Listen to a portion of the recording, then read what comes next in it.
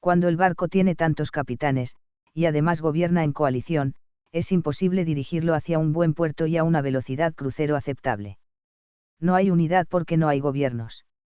Nadie gobierna. A nadie le interesa el barco. Se quedará en alta mar desvalijado. Un barco fantasma sin rumbo. Esperemos que el COVID-19 acabe por echar a todos estos piratas. Demasiados millones para un gobierno en bancarrota política y económica. Nadie siente que España sea la casa de nadie y cuando suena la alarma de que se está incendiando, nadie intenta apagar el fuego, sino llevarse todo lo que pueda antes de abandonarla. COVID-19 está haciendo millonarios a muchos individuos que con ley de transparencia o sin ella nunca dan cuentas a la ciudadanía. Las urnas transforman los votos en dictaduras que duran 4 años y luego se renuevan y se enquistan, infectando el tejido social, político y económico. En este estado de cosas, el coronavirus es un elemento más de la infección general y quizás el menos peligroso.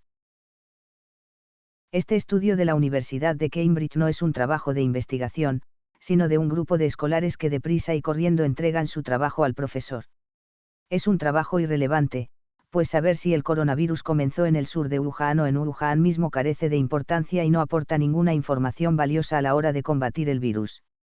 Y de la misma forma carecen de relevancia las conclusiones a las que llega Dani Prieto, de la Universidad de Oxford: casos de coronavirus se trataron como gripe y casos de gripe se están tratando como de coronavirus, ya que hasta ahora no sabemos el cuadro sintomático específico de esta infección.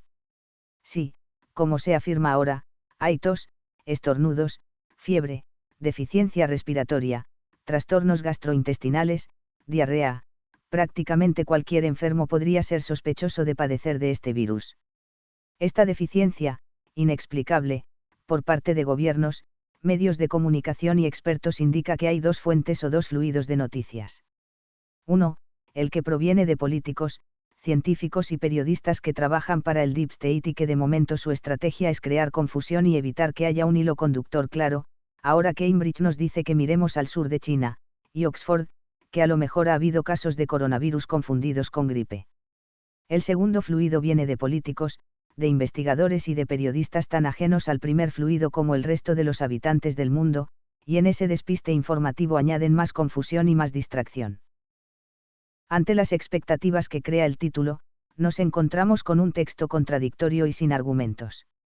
Desde hace tiempo sabemos que miles de personas se recuperan cada día de la infección y también sabemos que mucha gente que da positivo al virus no tiene síntomas, o muy leves, y también sabemos que cada día en cada país se contagia gente y muchos de ellos fallecen a causa de esta infección. Lo que sí es relevante, por el contrario, es que el COVID-19 ha puesto de manifiesto que no hay comunidad internacional y, por lo tanto, no puede haber coordinación ni colaboración entre los gobiernos ni entre los laboratorios. Hemos llegado a un punto en el que la política y la economía, tal como las conocemos, no podrán seguir por mucho más tiempo. Los gobiernos utilizan la represión, las amenazas, las multas, incluso las detenciones, porque no saben qué hacer, porque no tienen capacidad para hacer frente a problemas reales, y los científicos no están en mejor posición que los políticos. La política ha resultado ser un fiasco lo mismo que la ciencia. Esperemos que al ir a Marte pasemos a mejor vida. Las observaciones de Quan no son las de un científico, ni siquiera las de un lector asiduo de la prensa, pues de ser así debería recordar que el virus del SIDA ha sido y sigue siendo el más mortífero, ya que se extendió rápidamente por todo el mundo y su índice de mortalidad sobre todo durante los primeros años era del 100%. No se cerraron mezquitas ni pubs, ni siquiera prostíbulos, nightclubs o clubs de gay. Por lo tanto, la conclusión más científica a la que podemos llegar es que con el COVID-19 se intenta organizar un nuevo y radical orden mundial. Todavía no sabemos la amplitud de este proyecto, pero hay dos objetivos claramente detectables: control de masas y un materialismo absoluto invadiendo las sociedades.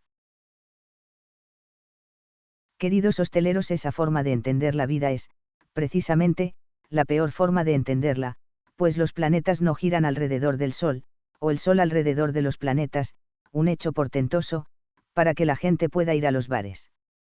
Tiene que haber otro sentido de la vida, otro objetivo. De momento no hay conciencia de esta realidad, pero quién sabe. Quizás el COVID-19 termine por cerrar definitivamente la juerga y el vicio.